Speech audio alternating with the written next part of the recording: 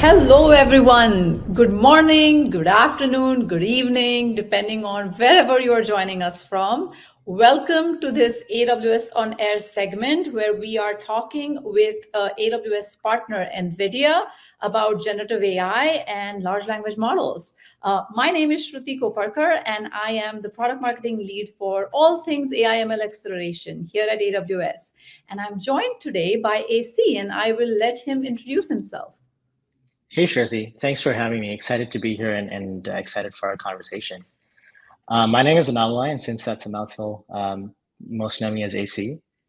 I'm part of the developer marketing organization, and I run many of our LLM suite of software offering product marketing at NVIDIA.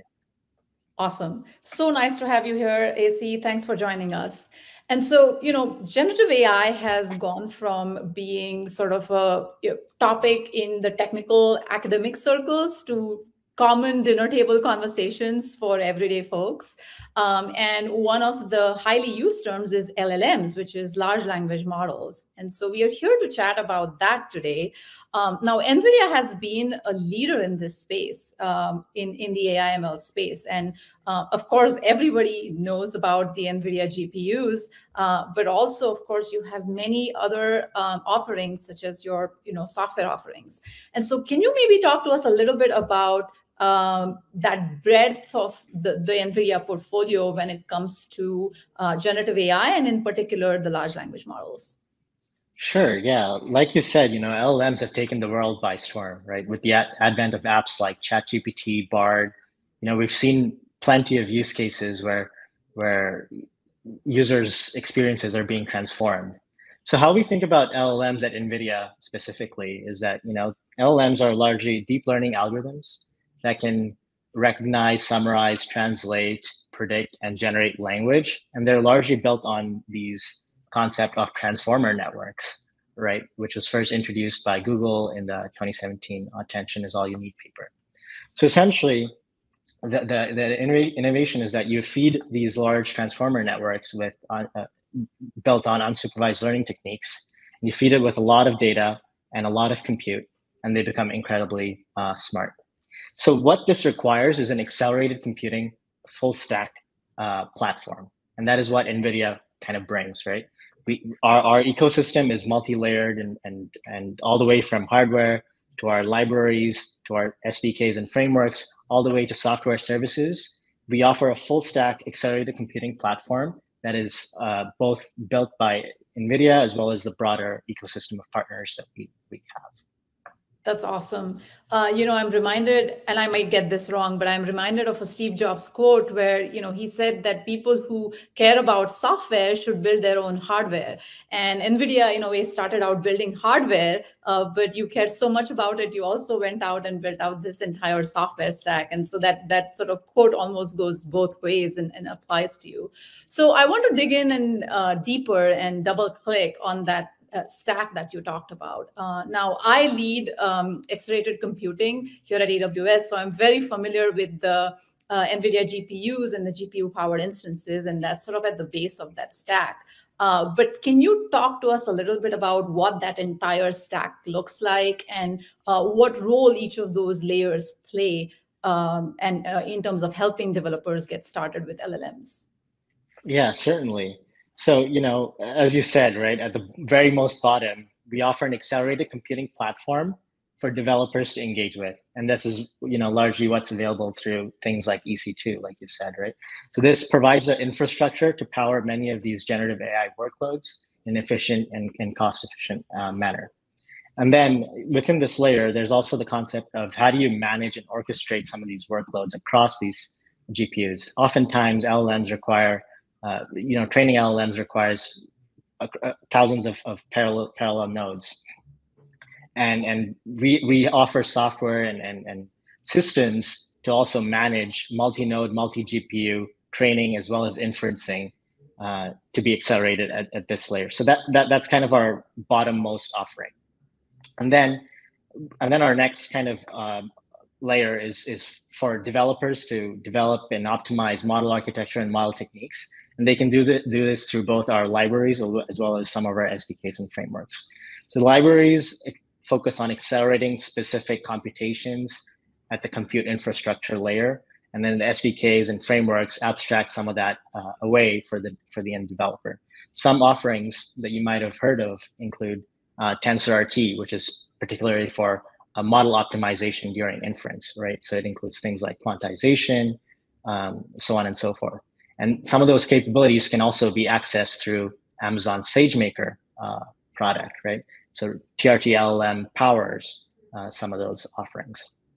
And then at the next layer, you kind of have the problem where developers are trying to build, customize, evaluate, and deploy models, right? So again, they can use many SDKs and frameworks.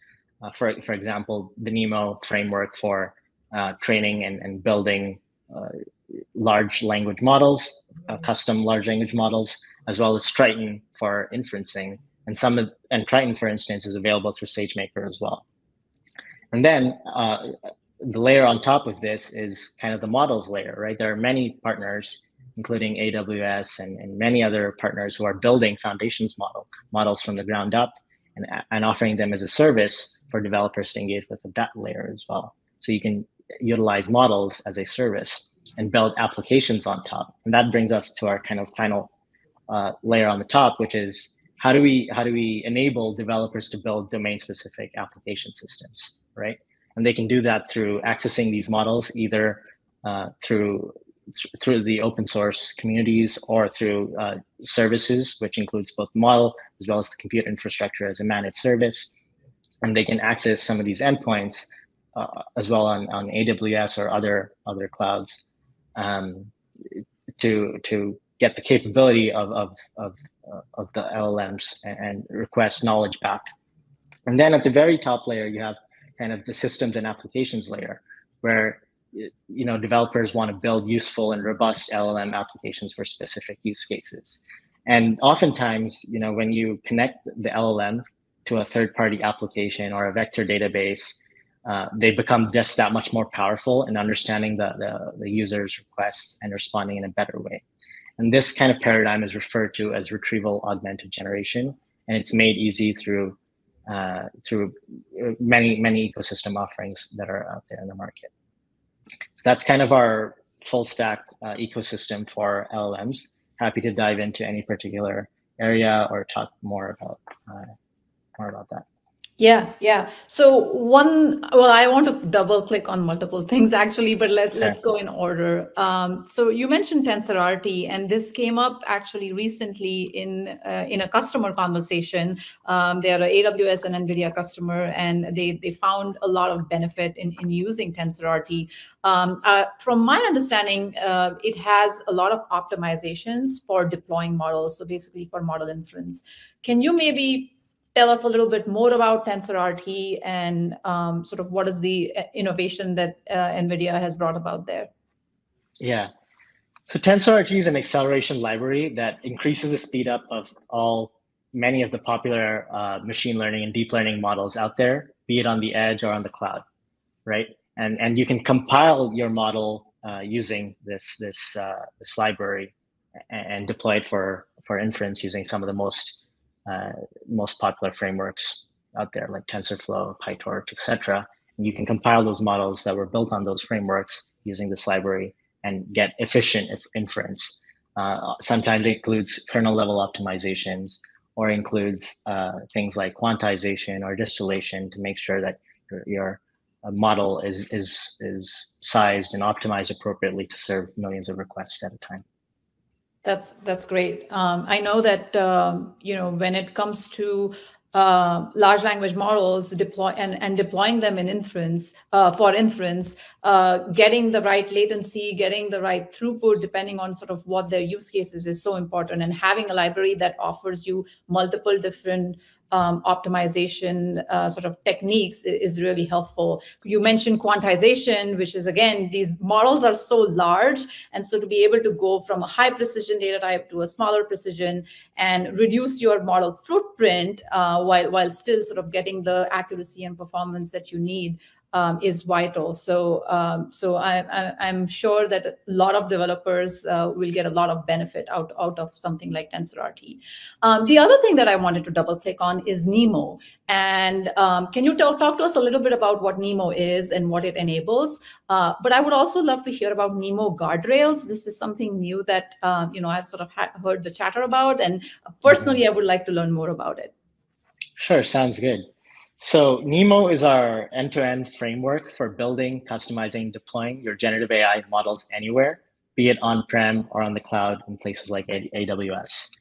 So it offers a suite of techniques all the way from data curation, so you can bring your large-scale internet-scale data sets into our data curator tools to make sure that you create high-quality data sets so that you're using your compute cycles efficiently during the training process. We also offer a whole bunch of training techniques, including like parallelism techniques, all the way from tensor parallelism to model parallelism to sequence parallelism, to ensure that you can train your models in a cost-efficient manner.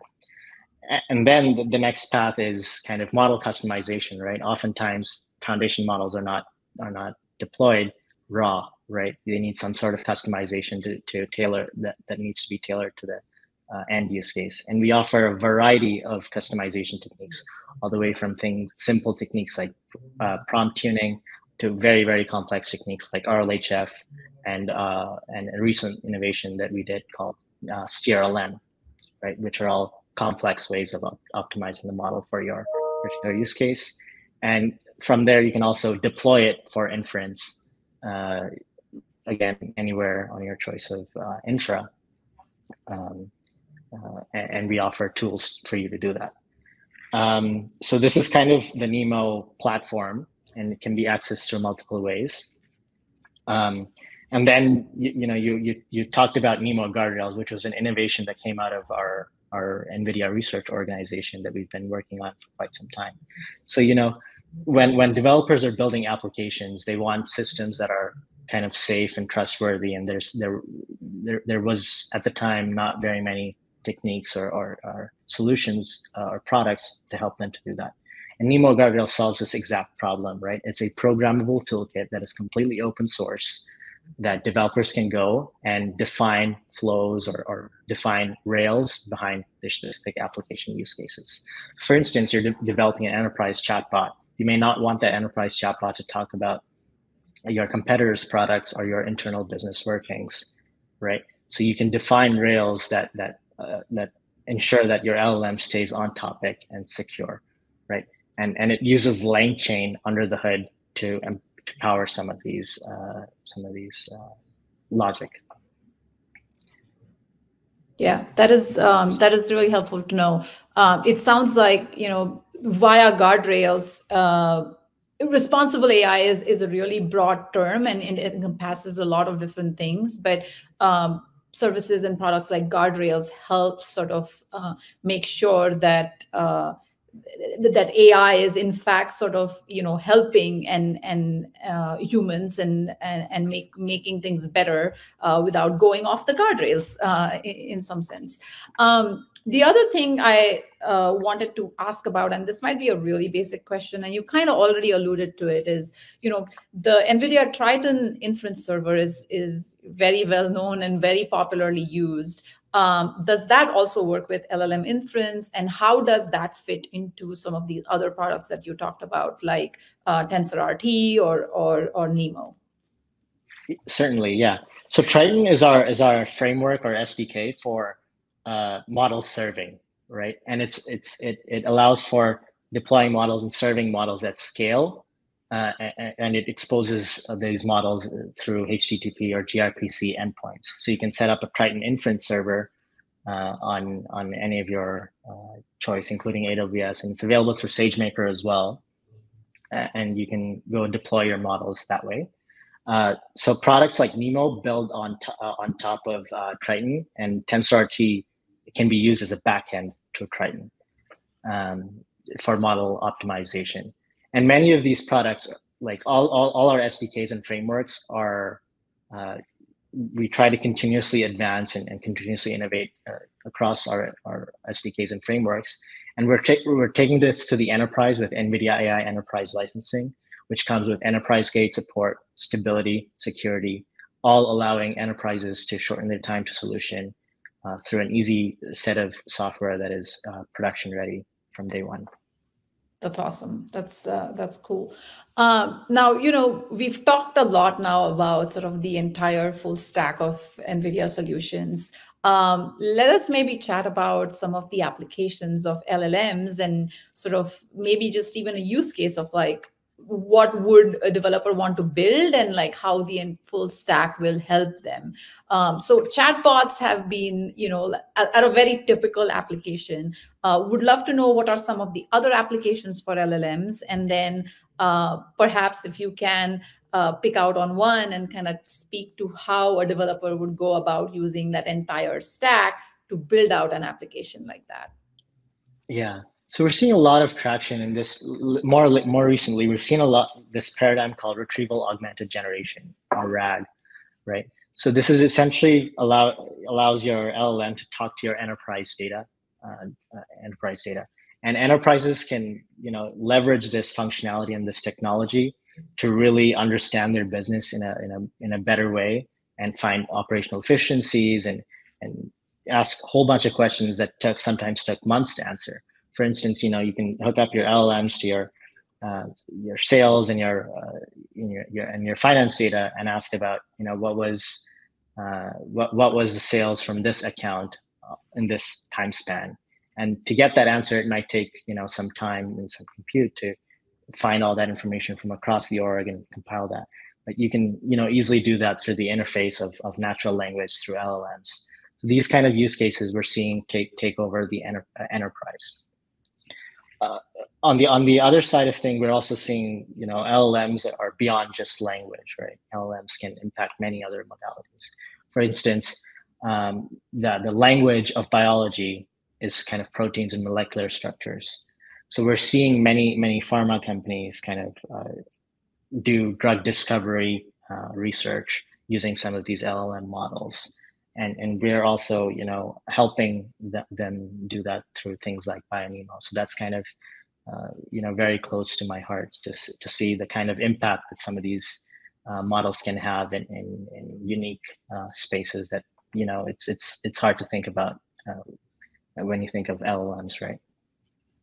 Yeah, no, for sure.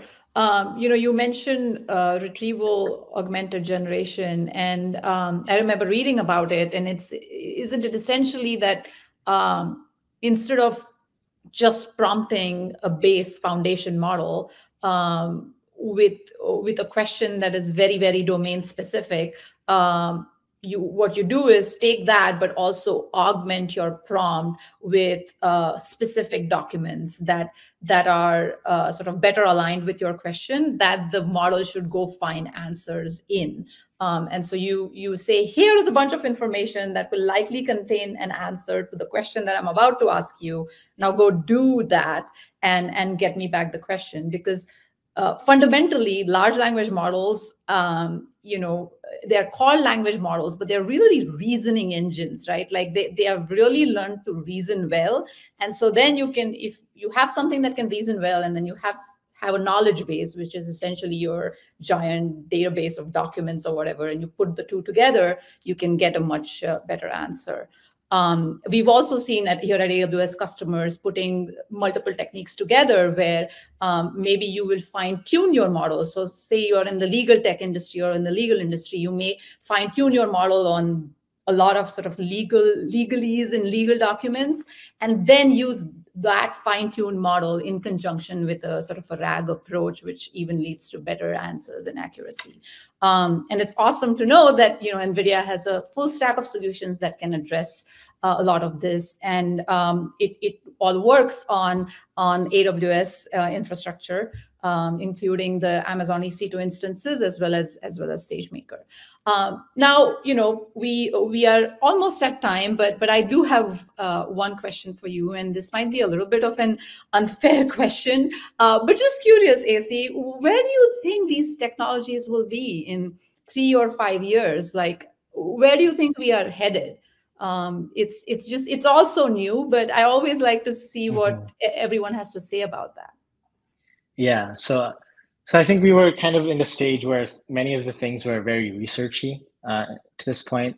So now we're definitely seeing the shift in everyone's mindset that, and the questions that many are asking are how do we productionize and operationalize many of these LLMs and deploy it for millions of users, right? So that comes up with an own set of problems and solutions that people need to go solve. That's one piece. And the second piece is around multimodality, right? So the concept behind multimodality is LLMs, though they are extremely intelligent, when you feed it with additional modalities like, if you feed it images or you feed it audio, even as a human, right? You don't typically understand things through just one sensory input. Similarly, with these models as well, when you empower them with many modalities, they can reason and understand and generate much better content. So that's kind of the two big areas where we see the space heading towards. Awesome. Okay, so we've heard a lot about sort of the various use cases and NVIDIA's technology. How can developers get started? Like, can you talk to us a little bit about the resources? Are there any events coming up that developers can attend to learn about these? Yeah, so we want all developers to come join us on the 17th of November. NVIDIA is hosting an LLM Developer Day that is a series of 5 sessions that offers hands-on educational and practical guidance to application developers who want to build LLM-based applications. So come join us to learn more if you're an application developer. And also there's many more resources on nvidia.com as well as on the web. So go read and get started today. Awesome. And I do know that, we have reInvent coming up, AWS reInvent coming up, and NVIDIA will be there as well as GTC Spring. That's right. It seems like it's next year, but it's almost right around the corner. So there will be That's lots right. of great content at both those events as well. Again, thanks a lot, AC, for joining us. And thank you to the audience for tuning in. Have a great day, everyone. Awesome. Thanks for having me.